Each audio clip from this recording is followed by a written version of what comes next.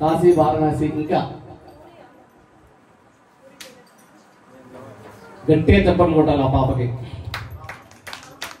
Puri Jagannadh correct అండి. అయితే ఒక చిన్న తప్పు మనం ఏం చేస్తామంటే ఆ ఊరి పేరు పూరి చపాతి కాదు, దాని ఊరి పేరు ఏంటంటే జగన్నాథపురి. మనం పిలిచేటప్పుడు ఎట్లా పిలవాలి చాలా మందికి తెలియదండి. అది పురి జగన్నాథుడు అని పిలవాలి, లేదా జగన్నాథపురి అని పిలవాలి. పురి అంటే పురం, మొట్టమొదటిగా ప్రళయం తర్వాత స్టార్ట్ అయిన ప్లేస్ అనమాట.